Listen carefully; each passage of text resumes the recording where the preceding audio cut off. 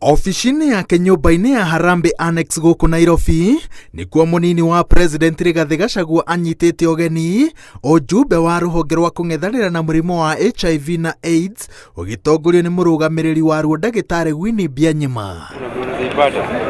Ndari cia kanjũ ya kũng'ethanĩra na mũrimũ ũyũ gũkũ bũrũri-inĩ cionanĩtie atĩ gĩcunjĩ kĩnene kĩa arwaru erũ kĩrĩ harĩ andũ ethĩ gatagatĩ-inĩ ga ũkũrũ wa mĩaka 15 na 29.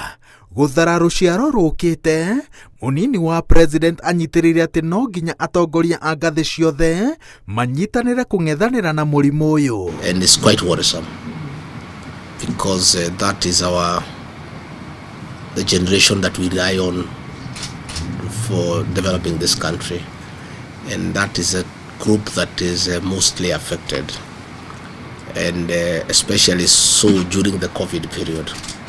I think this of our young people staying at home and interactions among young people and being quite a bit irresponsible and probably lack of proper knowledge and education in matters HIV and AIDS has led to serious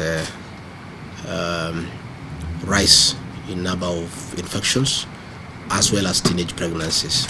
Munini wa president no ongereire atĩ thirikari nĩ hingũrĩte dirisha ya gwĩtĩkĩria na gũteithĩrĩria kambuni cia andũ kĩũmbe gũthondeka ndawa cia mũrimũ ũyũ na mĩrimũ ĩngĩ itemi-inĩ rĩa kũhoroheria a Kenya thogora wa ũrigiti. We must encourage local manufacturing,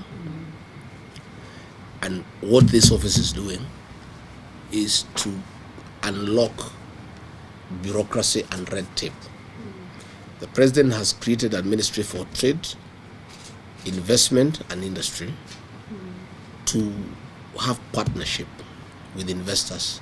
Ihinda-inĩ rĩa mĩaka 10, thirikari yugĩte atĩ mũgwatanio wa HIV na AIDS gatagatĩ ga aciari na ciana cia ngenge ũcokete thĩ na makĩria ma nuthu, na thirikari ĩkĩrĩire kĩyo harĩ gũtigĩrĩra atĩ ithabu rĩrĩ nĩ rĩacoka thĩ ona makĩria.